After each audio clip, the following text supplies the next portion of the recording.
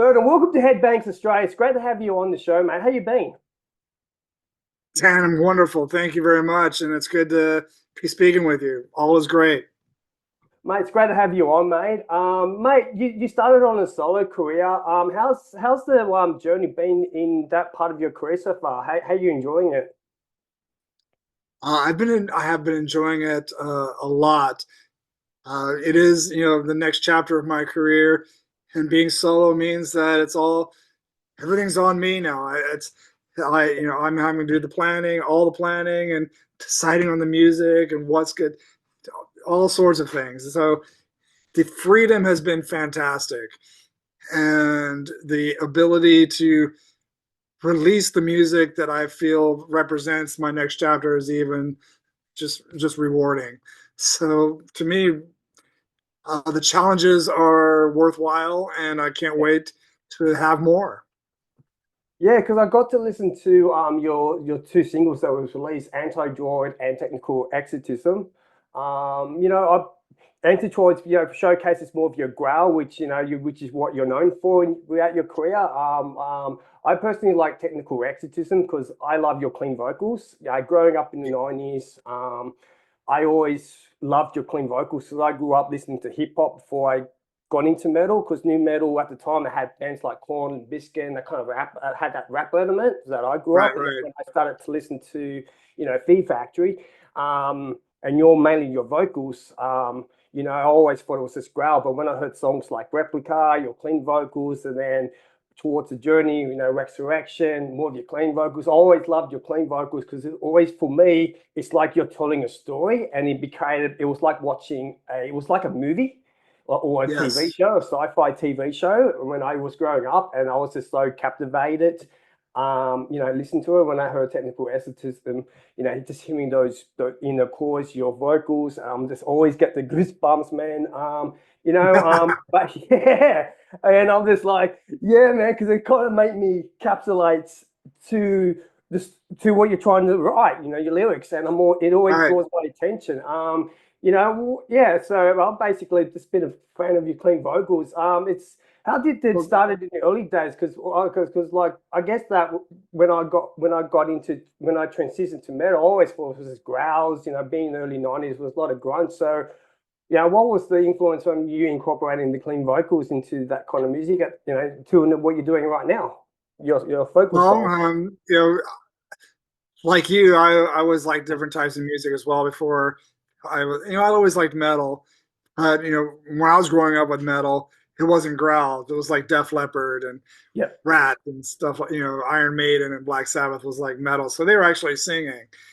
But as time progressed in like the late '80s and the early '90s, the heavy the growl really came in, the real coarse sounding vocal. And for me, um, as a fan of like early industrial and goth and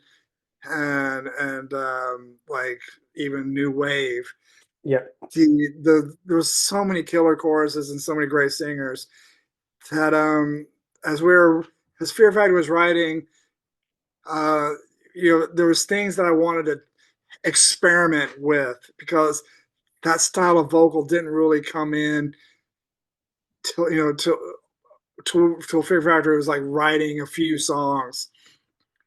And the first song that had it was Big God, actually. yeah, And I almost, as a fan of Godflesh, for instance, where Justin Broderick, he wasn't singing. It was more of a Gregorian chant with his shouts as he was vocalizing his words. So he yeah, had this feeling, and then there was also Killing Joke, where Jazz Coleman he was a very aggressive singer, but he would have these moments of just like clarity, as they call it, where the vocal was just soaring. And as we were writing a song, I just kind of like threw it out there, yeah, and not really expecting anything to happen with it, and it worked. yeah. Tina's like, "Stop!" I'm like, "What are you doing?" I'm like, "I don't know, I'm just trying something else." Like, keep doing that. I'm like, "Okay." So we kept doing it, and it just the as the more comfortable I became with it, And the more I was able to really start working with it, I was able to like really expand upon my vocal style more so. And like, I'm glad you pointed out that it was like telling a story where it's like there's this aggressive part, and then there's this vocal part that just kind of releases the angst, releases the aggression, and you're soaring through this piece where it's like, where did this come from? Yeah, And it's like a new scene in a movie. I'm glad you described it that way because that's perfect. Because that's yeah, how I see music. It's like a movie. It's like the soundtrack to my life. Doing vocal parts like that really describes another feeling that you I might be experiencing or want to or trying to convey in my lyrics because it's not all about the same. We're not all about the same feeling. We're all just like a multitude of emotions, and they all come out at once at any given time for all of us. And that's how this music really is to me. It just I am expressing how I'm feeling. I'm expressing the feelings that I was working through with these lyrics. yeah. I kind of like I've always, as I said, like for me when I listen to songs, so when I listen to your material, throughout your career, every time I listen to songs, no matter what kind of music, I always like a story as a story because it's probably just easy to go, oh yeah, if you is a thrash metal, just go, oh yeah, let's make a killing theme. But I like how there's meanings because there's a connection, and one way is the songs they also engage to people that are Yes. listening to, and you know what I mean. It resonates, and that's what I liked about the songwriting because it needs to resonate. Because I'm actually a musician myself, and I always, when I work with guys that write lyrics, it's got to try make sure that it tells a compelling story or a compelling theme, so someone can relate to it. So That's right. I When you're really writing, like, yeah, when you're writing lyrics, they have to be honest. Because yeah, if you're not being honest, everyone else is going to know you're faking it. So that's it, yeah, exactly. So a lyricist who can be honest and really express himself or herself or themselves vocally through their words, that's how you express passion. And if you can do that, then you got something going. yeah, exactly. Yeah, besides music, I had a look at your website. I've noticed that you've been writing, you take photos. Those other artistic endeavors that you do. Is there any Yeah, yeah. way that it complements your musical journey, or is it something that you just do on the side to add another way to express your artistic point of view? I think it's another way of expressing my artistic point of view. There's also complements my music. It's all Yeah, part of. I think it's all part of my world. The like for instance, the photographs you see on my website were inspired to essentially the Watchers records. These were the photos I was taking while I was writing that music. So it was like literally the soundtrack to my life of what I was living, what I was experiencing. yeah, So they kind of go hand in hand. The writing and the photography. I'm probably gonna do even more in the future, and it's just all gonna come together. But I feel like I've always been an artist. I went, even before I was in a band, I considered myself an artist and a writer.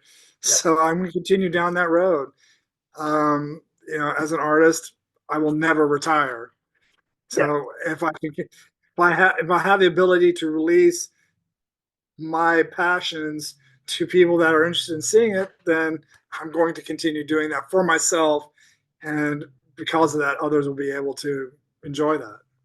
Yeah, because I actually do, like, I haven't done it for a while, but I did some painting, and I find that painting with music's very different because painting, whatever you're in your head, you can just do a artistic kind of painting, whatever just comes in whatever in your head, like, and then music, it's just another way element. So I can actually spend, Fantastic. What type of painting do you like? I like just getting the Canva and just getting just the paint, and I'll just paint whatever on my mind. So if I feel like in a dark place, I'll just get some black and grey and just whatever and just do artistic. I haven't done it for a while, and that's something that it kind of helped me with my dramas in my life or whatever I go through. It's this way for me to articulately express. Well, Um, that's exactly what art's supposed to be. It's a release. you are releasing something that you're dealing with or Yeah. going through. That's the same with music and lyrics. It's like this is, and my vocals. My vocals and my lyrics have been my therapy for 30 years, and it's really gotten me through some times. And I'm sure your painting's getting you through times as well.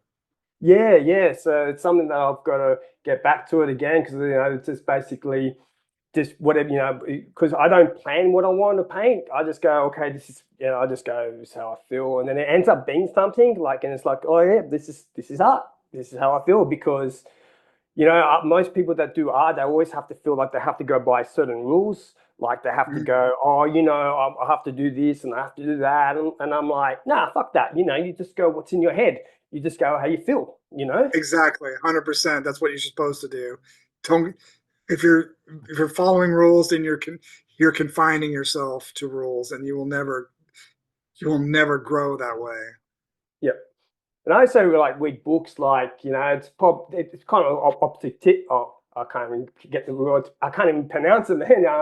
I guess it's like esoteric, it's books like psycho cybernetics, basically what's in your head, you Oh know, yeah, that kind of mindset, it's like if you refine to rules, you basically you're never going to achieve what you want. So it's kind of like mechanisms in your head, like exactly. programming into your brain. So if you want to achieve Exactly. something, there's nothing stopping you.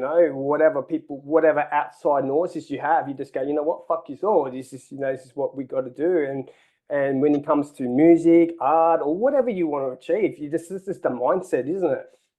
Exactly. No artist ever got recognized by following the rules. Yeah, that is so true, man. Reason why you're here because you're coming down to Australia.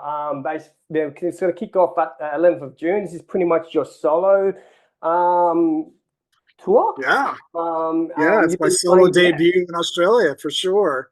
yeah, bro. And you played so many legendary shows over the years. So what can the fans expect from your upcoming performance in June?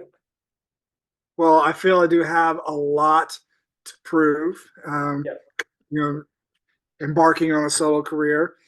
I have 30 years of catalog I can pick and choose from, not just from Fear Factory, but also Ascension of the Watchers, GZR, which is Geezer Butler's first solo record, yep. and City of Fire, plus the new music I've been writing. Um, Australia is going to be a proving ground for me. And me and my band are looking forward to getting down there, just basically kicking ass. What you should expect is the mantra that I've adopted for my career, and that's heavy, groovy, dark, and moody. And all any song from my catalog that fits that criteria is going to be in the set. So you're going to be hearing new songs, plus you're going to be hearing some classics that you haven't heard in a while. I'll be playing at least an hour, but I'm Yep. going to be playing songs from all those bands that I've mentioned. But I'm not trying to be a cover band, and I'm not trying to do like FF 2.0. I'm not trying to emulate exactly what I've done in the past. My goal is to move forward, so I'm interpreting these songs to fit my narrative now. So that's heavy, groovy, dark, and moody. I don't have a keyboard player. I have two guitar players, bass player and a drummer, and both guitar players switch off between solos and rhythm. And what they're doing is taking over what a keyboard part would be doing, Oh, and okay. so it's being interpreted to a guitar solo. So I am redeveloping these songs to fit where I want to go in my career, and that's just be live and heavy, Yep. and it's gonna be full on. And we're super excited. I got a great group of guys, fresh blood for you to check out, Yep. and very confident, very capable, and very talented. No, man, it sounds like exciting, man. It just sounds like, like as you said, I don't even ever think that. I think that what you just said. I think you're actually gonna achieve it, man. Like, I think I don't, you've got a lot of fans that love you, man, and love what you've done in your career. And, to hear that side of what you're doing right now, called your journey, I think it's gonna be a great night, a great set, celebrating Thank you. all those kind of songs. It's not, Exactly. it's gonna be a very different kind of set. And the venues that I've seen, they're very small venues, so it's gonna be very intimate. I Um, love so it. Love so it. yeah. And you'll aside along with the two songs you've already mentioned, Anti-Droid and Technical Exorcism, I'll be playing live. Those songs are heavier live, so Okay. it's going to be massive. By the time I get to Australia, hopefully I have two more songs that'll be released, at least one song, and that's also Okay. Cool. one's called Savages. It's a Yeah. banger. It has clean vocals in the bridge. Oh, okay. Cool. Cool. The Cool. other song is called Cold Lazarus. Yeah. That has a that core the chorus for that song is has very clean has clean vocals as well Yeah. for the chorus. But I'm doing something. I'm really experimenting with this song vocally because one of my guitar players is also a great backup vocalist. Yeah. So we're playing with some sounds that never heard in any of these bands I've ever done, but it'll sound familiar. It's almost like super heavy Alice in Chains kind of thing going on. Okay. Yeah. It's Yeah. super heavy.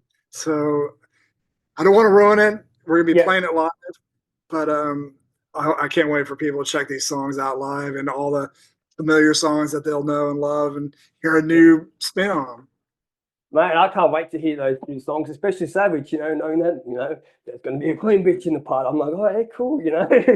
Hopefully by the Yeah, time dude. I'll forget about it and I'll just get surprised. Oh, fuck. That's what I love about listening to Yeah, your music. I think people are gonna be so totally surprised about what they're gonna hear. Oh man, that's fucking sick, man. I guess because you with the live shows, do you approach live shows differently now compared to early in your career? Or do you still do the same approach to the way you conduct yourself when you perform? Um, I think I pretty much approach the live shows as I've always done. Yeah, I am very excited to be on stage for one. It's I love performing, and two, it's like I've never, I've always been sober being on stage, so that's never changed. yeah, And I take care of myself, so that's never changed. Yes, I'm older, so it's like I can't like thrash around like I used to, yeah, but I still move and I groove with the music and I engage with the audience. So it's gonna be me. And if you see me in the past, you'll yeah, recognize me. It's like, yep, yeah, that's him. yeah, yeah, yeah, yeah, yeah, yeah. I've seen your live 3 times. I'm just like, yep. Even sometimes I remember once. It's like, I think I don't know if you had a sore throat. I would have been back in the transgression era. I Hmm. think, and you played at North Sydney at Luna Park at the Big Top. That was like I can't remember what year it was, and I was like it was my Was first that time. with Cold Chamber? Yes, yes, it was. Yes, Oh, yes. my Coach memory. Chamber was playing that one. Yes, yes. Yeah, my, Yeah, that was a good gig. That was a good concert. It was actually one of my first times watching Feed Factory live and Cold Chamber, and I remember watching that set. And I actually, I like there was one song, and you're like full into it, full engaging. Then your voice was croaky, and I'm like, oh, maybe he's got like, maybe he's just had a. But then you done the next song, and then it was a great well, show, well, and thank you. Yeah, that is like the blown bane of away. being a vocalist and growing and aging as well. It's like the vocals are a sensitive instrument, Yeah, and I regrettably have had some bad nights, and unfortunately, some of those bad nights have gone down in history. But it's I go out and I do the best as I can, and I will give the audience 100%, 110% of my ability. yeah, And my goal is to make it sound fucking awesome. And I'm going to be in tip top shape by the time when I get down there. So I expect everyone to have a great fucking time as we just kick ass. Yeah, man. Well, man, I'll be fucking banging my head, so don't worry about that. I'll be fucking, getting into it because, Oh, thank you, Dan. I really appreciate. I'm very grateful for your continued support as well. Having fans like you and supporters like you just yeah, makes it. That's why I'm here. yeah, yeah. Well, we all engage together. Like from artists to fans. We all talk about the same common thing. We all contribute in every way. So everyone contributes to something that we love with the passion. Right on, man. Thank you so much, Dan. No, all And the good, passion bro. will be on stage for sure. We're all super excited to be there, and we're just be making it happen. It's gonna be killer. I can't wait. Oh, mate, I'm fucking excited right now. I wish it's fucking June already. Me too.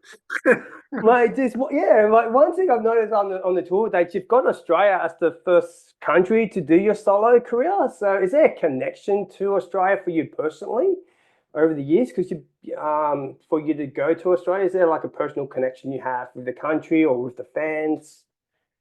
I would say it's a personal connection for sure.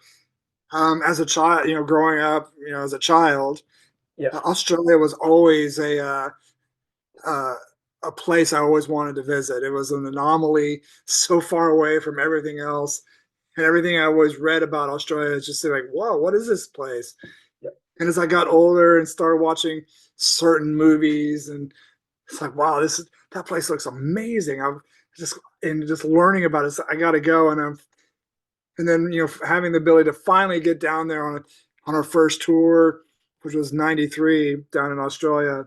yeah, I stayed after the tour. I stayed for like another 2 months, and I traveled the rest of the country as a roadie for another band, driving up the west coast from Esperance all the way up to Darwin, yeah. hitting all these tiny little towns, and it was fucking amazing. So plus, I feel that Australia was really one of the first countries to really wholeheartedly embrace Fear Factory, and the other one was Holland, which is like the other side of the world from Australia. But that's because Roadrunner was based in Holland, so they just like blasted Holland with everything.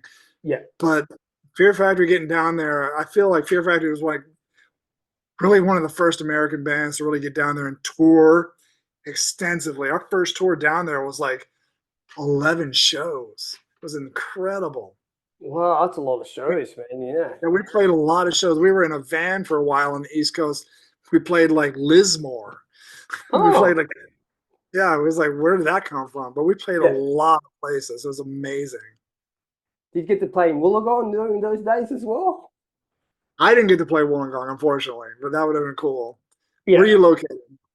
Yeah. Anything next to the beachside, man, it's always beautiful, man. And where are you located right now?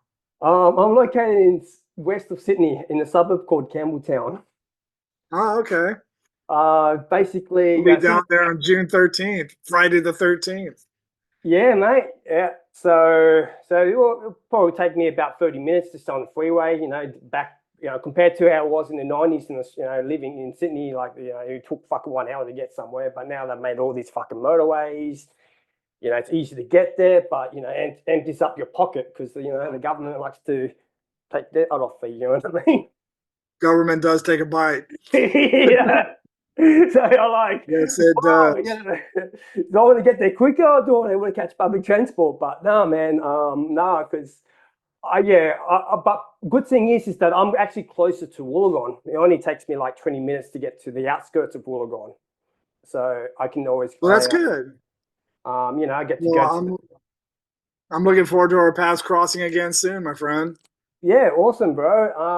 Of course you just said you've gone around the country. Do you ever get to try some cuisine? Like, did you get to try like a pavlova or do a good old Vegemite food, yeah, or Uh, or I've those had a kind of little bit. stuff? I've had a little bit of everything down there. Mrs. Paul's pies are always good. Yeah, Um, the What I like doing when I go down to Australia is because since pretty much every major city will be on the like water. Try to eat a lot of seafood yeah, because yeah. Barramundi is really good. Oh, it's Um, beautiful, man. Yeah, I love but smoking. you know, just, food's always good down there. Don't eat Mexican food down there, but Yeah, there's a lot of other great food down there. But I try and enjoy all sorts of cuisine. Sushi's great down there too. I mean, yeah, that's not particularly Australian, but yeah. it's on the water and it's fresh fish. Yeah. Well, a good thing about Australia, we're a very diverse and multicultural country because my background, my dad was immigrant from Italy. So, you got these Italian cuisines and then you've got, Yep. Indian cuisine. And it's always authentic because people come from those countries and they bring what they love. And food's another way of artistic kind of expression as well because they cook what they love. And they cook Absolutely. from Food art, is art. the Food food's is great, art. even pubs these days, modern pubs, they want to make the best chicken parmigiana, so and they all go out competing each other. You pay like 20 to 30 bucks for parmigiana, and you're like, oh, this better be a good chicken parmigiana because I'm a local club, you can pay $12 Australian and it's fucking good. So I'm paying 30 It better be 30 good. bucks top notch. you know, Exactly. It better be good. it So better be good yeah. if you're gonna pay top dollar. Yes, I do eat well when I go down there. Yeah, that's good. It's good to know. It's good to know, bro.